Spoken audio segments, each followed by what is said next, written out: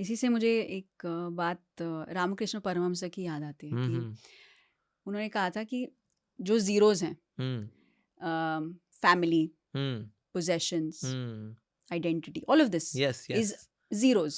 या But without the one, hmm the zero is of no use. Yes So the one is yogic wisdom. Hmm Wisdom, hmm knowingness या is one.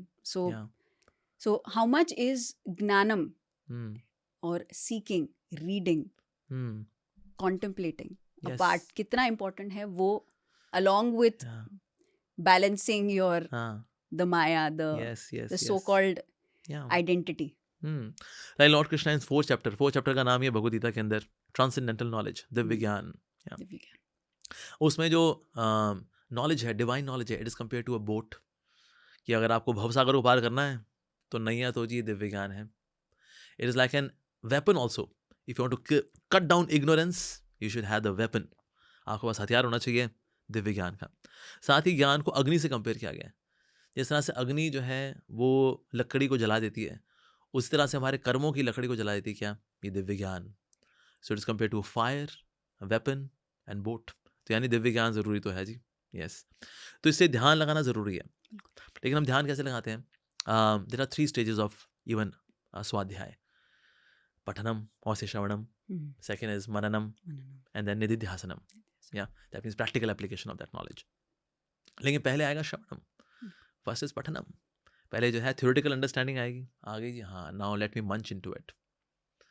तो उसको हम munching करते हैं, that means हम contemplate करते हैं उसके ऊपर। यस, या मननम, एंड देन उसके प्रैक्टिकली उसको कैसे अप्लाई करेंगे।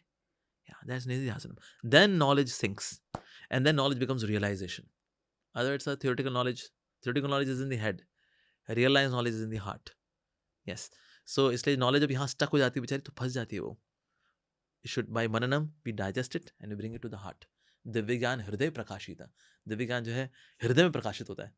It is never mentioned Divya ज्ञान दिमाग प्रकाशिता। Yeah, but दिमाग और intelligence can be there to take theoretical knowledge. लेकिन मननम हाला करेंगे तो किसमें करेंगे?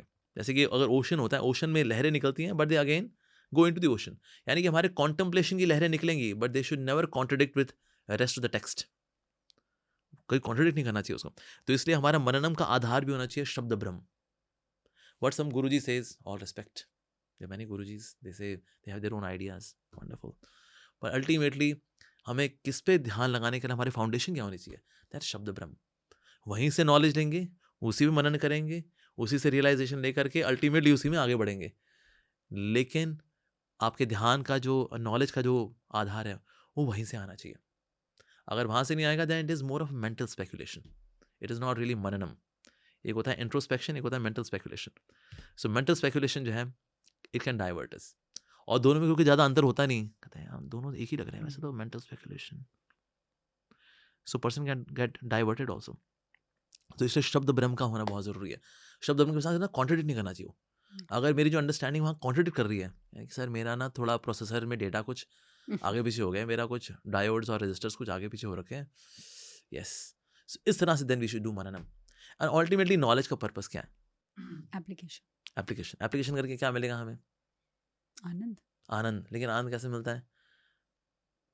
ज्ञान को प्रैक्टिकल लाने में। Exactly, when knowledge comes into action, that is भक्ति। भक्ति इज नॉट जस्ट इमोशंस। कई लोगों को ये लगता है भक्ति इज फॉर इमोशनल पीपल, ये लोग बेचारे ज्ञान क्या लेंगे, emotional people, we are into gyan. But actually gyan when it comes into action then it becomes bhakti. Bhakti means seva, service to God, service to humanity, helping humanity come closer to God. Now this is in action. Yes, shravanam, kirtanam, smaranam, archanam, vandanam, dasyam, sakhyam, atmanivedanam. This is the application of that knowledge. So इस तरह का जो मनन है, it is very fruitful, it is very joyful. So then we can experience the joyful nature of knowledge. Otherwise knowledge is just theoretical knowledge. That's it. I can sit, read my books, read Panini, Ashtadhyay. I know all 4,000 sutras of grammar. Nice. I can recite verses. Great. But sir, are you developing love for God? Excuse me? Are you reviving your love? Yeah. Um, yeah, maybe. So then I am stuck actually. So that's why knowledge should come into action. Action means love.